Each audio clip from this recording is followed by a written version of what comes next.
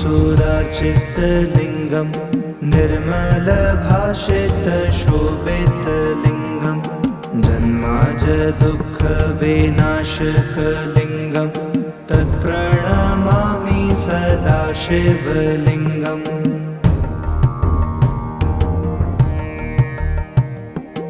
देवमुनिप्रवरार्चितलिङ्गं कामदहं करुणाकरलिङ्गं रावणदर्पविनाशकलिङ्गं तत्प्रणमामि सदा शिवलिङ्गम्।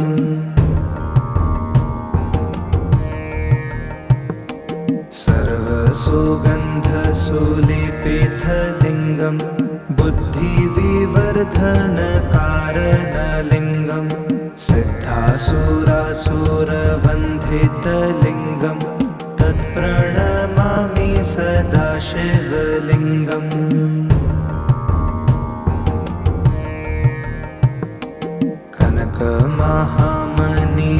कनकमहामणिभूषितलिङ्गं फणिपतिवेशितशोभितलिङ्गं दक्षसूर्याजनविनाशकलिङ्गं तत्प्रणमामि सदा शिवलिङ्गम्।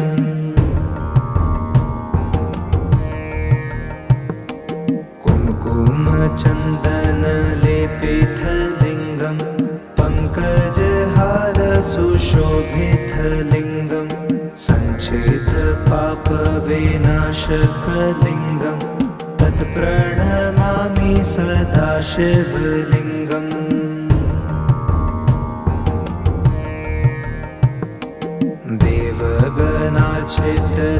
देवगणार्चितसेवितलिङ्गं भावैर्भक्तिभिरेव च लिङ्गं दीनकराकुटिप्रभाकरलिङ्गं तत्प्रणमामि सदा शिवलिङ्गम्।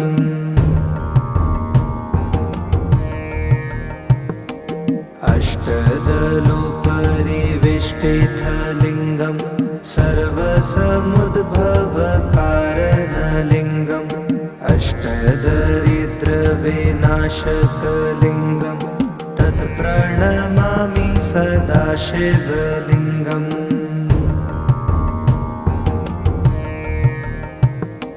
सुरगुरुसुरवरपूजितलिङ्गं सुरवनपुष्पसदार्चितलिङ्गं परात्परं परमात्मकलिङ्गं तत्प्रणमामि सदा शिवलिङ्गम्।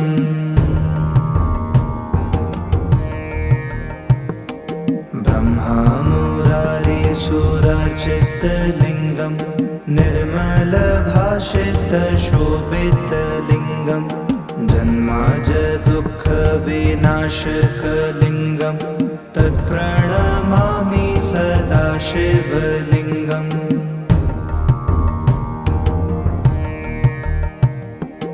देवमुनिप्रवरार्चितलिङ्गं कामदहं करुणाकरलिङ्गं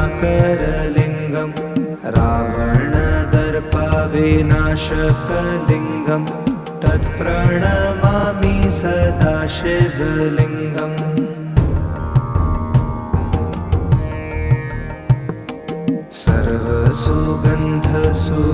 सर्वसुगन्धसुलेपितलिङ्गं बुद्धिविवर्धनकारणलिङ्गं सिद्धासुरासुरवन्धितलिङ्गं तत्प्रणमामि सदा शिवलिङ्गम्।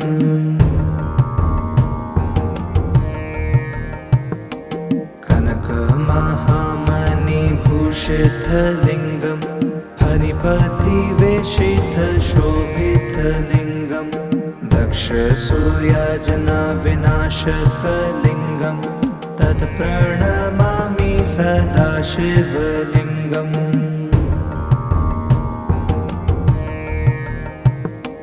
कुङ्कुमचन्दनलेपितलिङ्गं पङ्कजहारसुशोभितलिङ्गं सञ्चितपापविनाशकलिङ्गं तत्प्रणमामि सदा शिवलिङ्गम्।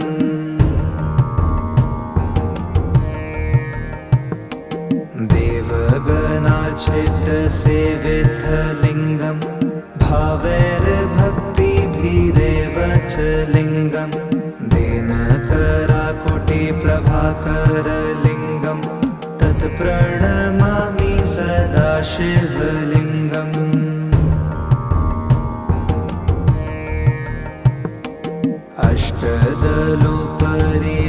अष्टदलोपरिवेष्टितलिङ्गं सर्वसमुद्भवकारणलिङ्गम् अष्टदरिद्रविनाशकलिङ्गं तत् प्रणमामि सदा शिवलिङ्गम्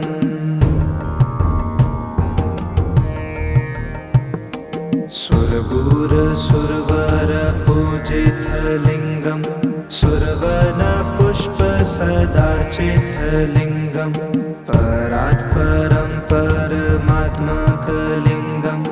तत् प्रणमामि सदा शिवलिङ्गम्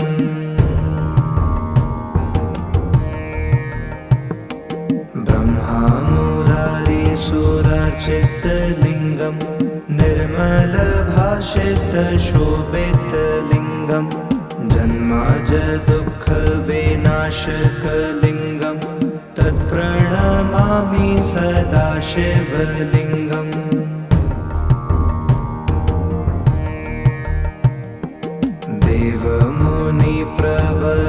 देवमुनिप्रवरार्चितलिङ्गं कामदहं करुणाकरलिङ्गं रावणदर्पविनाशकलिङ्गं तत् प्रणमामि सदा शिवलिङ्गम्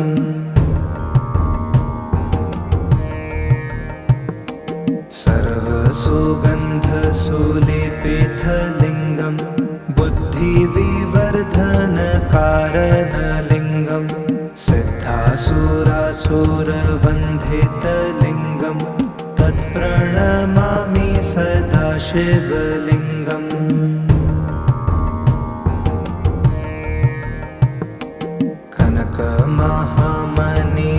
कनकमहामणिभूषितलिङ्गं फणिपतिवेशितशोभितलिङ्गं दक्षसूयाजनविनाशकलिङ्गं तत् प्रणमामि सदा शिवलिङ्गम्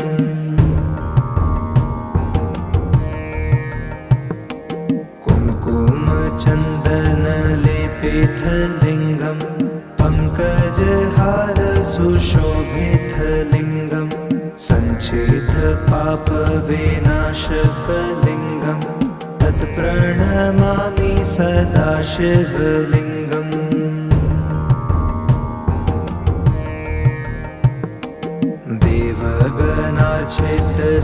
देवगणार्चितसेवितलिङ्गं भावैर्भक्तिभिरेव च लिङ्गं दिनकराकुटिप्रभाकरलिङ्गं तत् प्रणमामि सदा शिवलिङ्गम्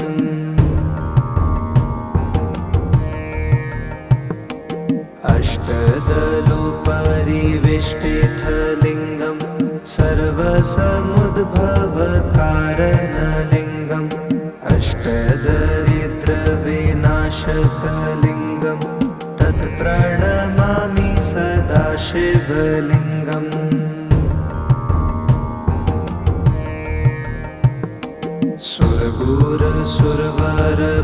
सुरगुरुसुरवरपूजितलिङ्गं सुरवनपुष्पसदार्चितलिङ्गं परात्परं परमात्मकलिङ्गं तत् प्रणमामि सदा शिवलिङ्गम्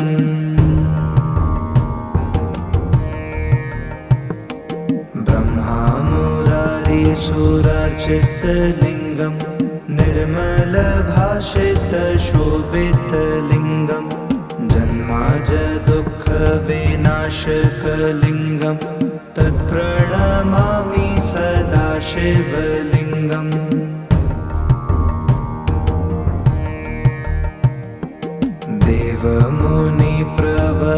देवमुनिप्रवरार्चितलिङ्गं कामदहं करुणाकरलिङ्गं रावणदर्पविनाशकलिङ्गं तत् प्रणमामि सदा शिवलिङ्गम्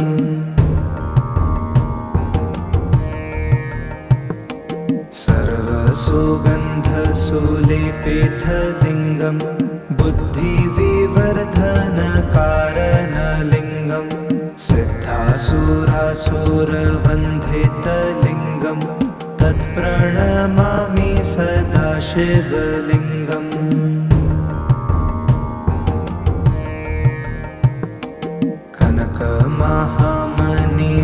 कनकमहामणिभूषितलिङ्गं फणिपतिवेशितशोभितलिङ्गं दक्षसूयाजनविनाशकलिङ्गं तत्प्रणमामि सदा शिवलिङ्गम्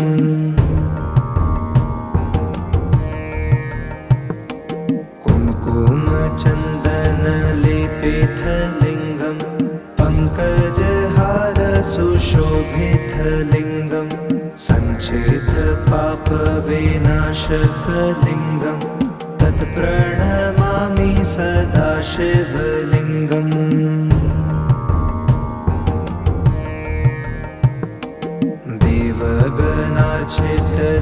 देवगणार्चितसेवितलिङ्गं भावैर्भक्तिभिरेव च लिङ्गं दिनकराकोटिप्रभाकरलिङ्गं तत्प्रणमामि सदा शिवलिङ्गम्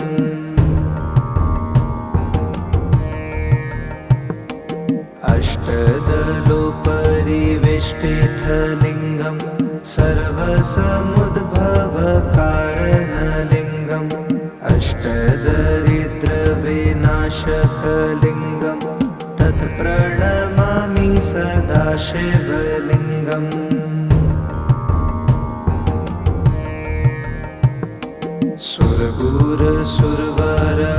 सुरगुरुसुरवरपूजितलिङ्गं सुरवनपुष्पसदार्चितलिङ्गं परात्परं परमात्मकलिङ्गं तत्प्रणमामि सदा शिवलिङ्गम्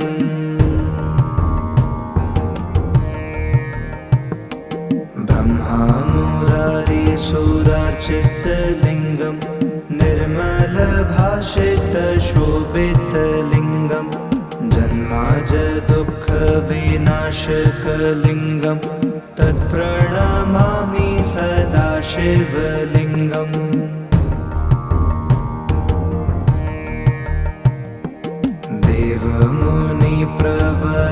देवमुनिप्रवरार्चितलिङ्गं कामदहं करुणाकरलिङ्गं रावणदर्पविनाशकलिङ्गं तत्प्रणमामि सदा शिवलिङ्गम्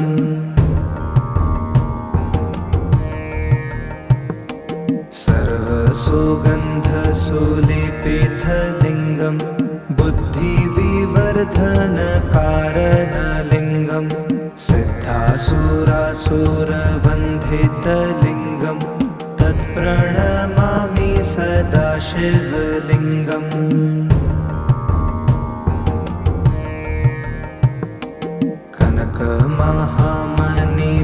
कनकमहामणिभूषितलिङ्गं फणिपतिवेशितशोभितलिङ्गं दक्षसूयाजनविनाशकलिङ्गं तत्प्रणमामि सदा शिवलिङ्गम्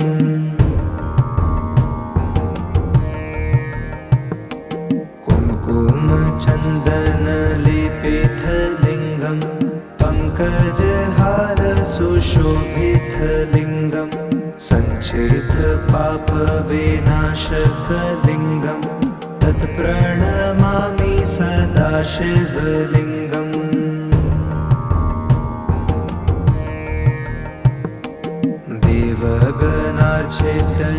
देवगणार्चितसेवितलिङ्गं भावैर्भक्तिभिरेव च लिङ्गं दिनकराकोटिप्रभाकरलिङ्गं तत्प्रणमामि सदा शिवलिङ्गम्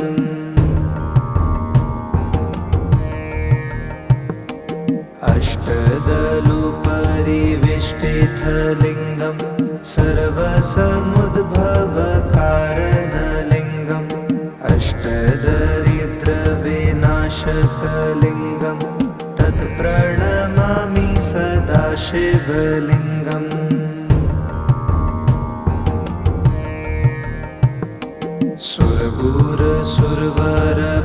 सुरगुरुसुरवरपूजितलिङ्गम् सुरवनपुष्पसदार्चितलिङ्गम् परात् परं परमात्मकलिङ्गम् तत्प्रणमामि सदाशिवलिङ्गम्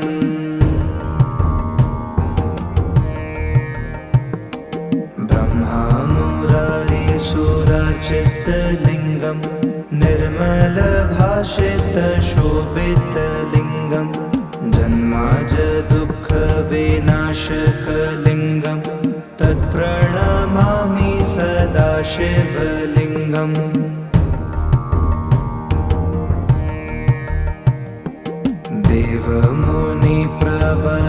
देवमुनिप्रवरार्चितलिङ्गम् कामदहं करुणाकरलिङ्गम् रावणदर्पविनाशकलिङ्गम् तत्प्रणमामि सदाशिवलिङ्गम्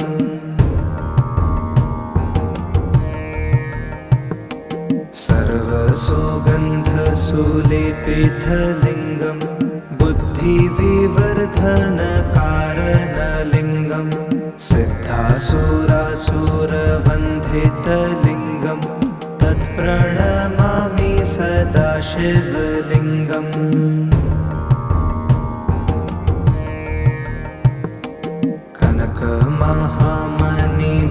कनकमहामणिभूषितलिङ्गम् फणिपतिवेशितशोभितलिङ्गम् दक्षसूर्याजनविनाशकलिङ्गम् तत्प्रणमामि सदाशिवलिङ्गम्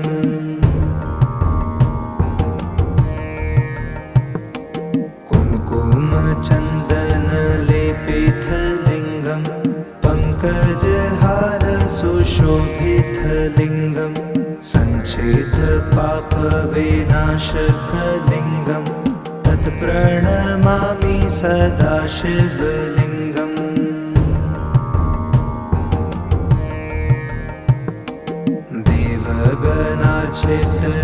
देवगणार्चितसेवितलिङ्गम् भावैर्भक्तिभिरेव च लिङ्गम् दीनकराकुटिप्रभाकरलिङ्गम् तत्प्रणमामि सदाशिवलिङ्गम्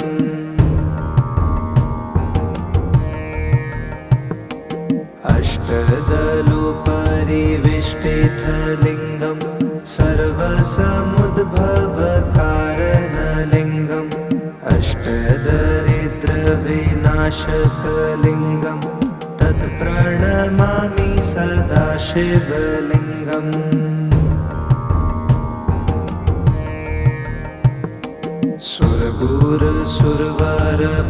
सुरगुरुसुरवरपूजितलिङ्गम् सुरवनपुष्पसदार्चितलिङ्गम् परात् परं परमात्मकलिङ्गम् तत्प्रणमामि सदाशिवलिङ्गम्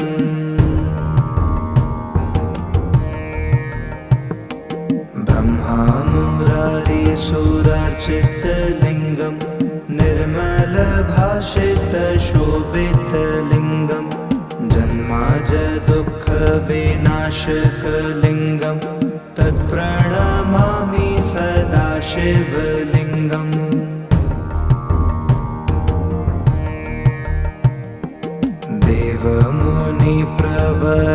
देवमुनिप्रवरार्चितलिङ्गम् कामदहं करुणाकरलिङ्गम् रावणदर्पविनाशकलिङ्गम् तत्प्रणमामि सदाशिवलिङ्गम्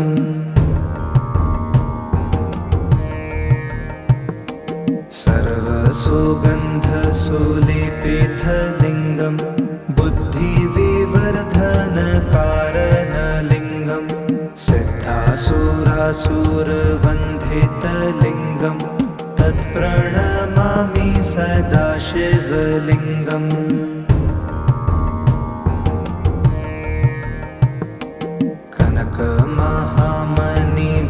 कनकमहामणिभूषितलिङ्गम् फणिपतिवेशितशोभितलिङ्गम् यक्षसूयाजनाविनाशकलिङ्गं तत्प्रणमामि सदा शिवलिङ्गम्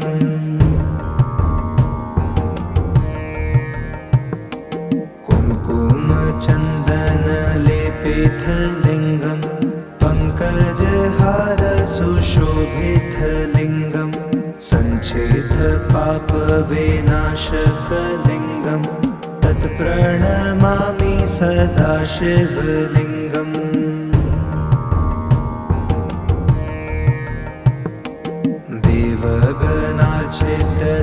देवगणार्चितसेवितलिङ्गं भावैर्भक्तिभिरेव च लिङ्गं दीनकराकुटिप्रभाकरलिङ्गं तत्प्रणमामि सदा शिवलिङ्गम्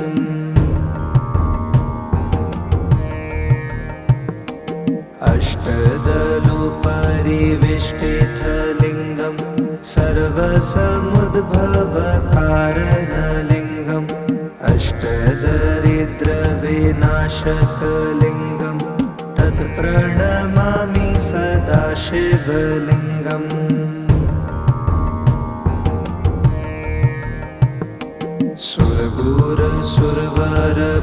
सुरगुरुसुरवरपूजितलिङ्गं सुरवनपुष्पसदार्चितलिङ्गं परात्परं परमात्मकलिङ्गं तत्प्रणमामि सदा शिवलिङ्गम्